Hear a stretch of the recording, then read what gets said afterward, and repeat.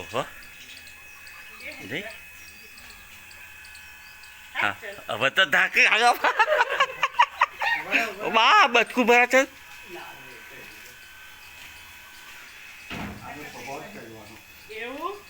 પણ તમે એવું શું કરો છો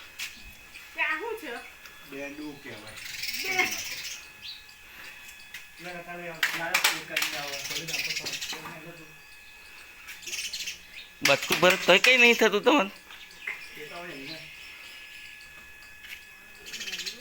અશોકભાઈ આવું જોખમ ના થાય હા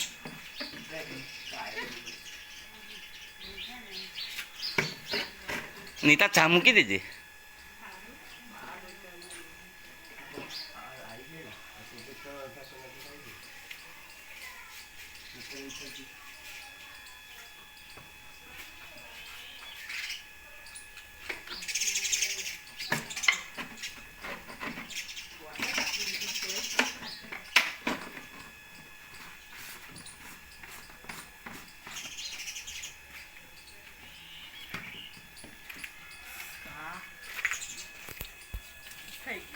જય હિન્દ દોસ્તો, હું પ્રાણી ફાઉન્ડેશન વડોદરાનો કાર્યકર સ્નેક સેવર અશોક પટેલ બોલું છું.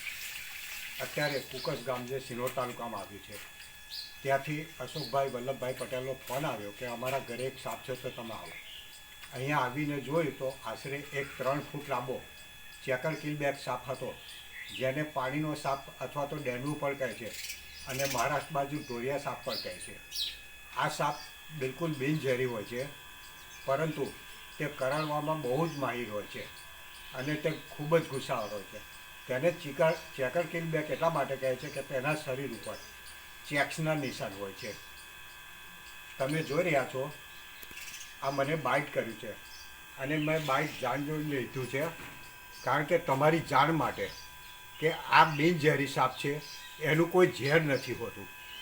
તો તેનાથી તમે ડરશો નહીં. હા, તમારે નજીકમાં કોઈ સાપ દેખાય તો રેસ્ક્યુને બોલાવો અથવા વન વિભાગને જાણ કરો.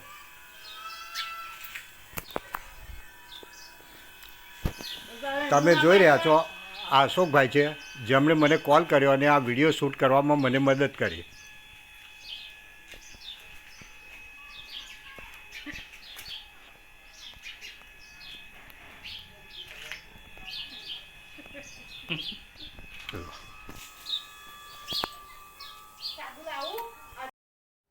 દોસ્તો, આ પિક્ચર તમે ધ્યાનથી જુઓ અને ઝેરી અને બિનઝેરી સાપનો ફરક સમજો.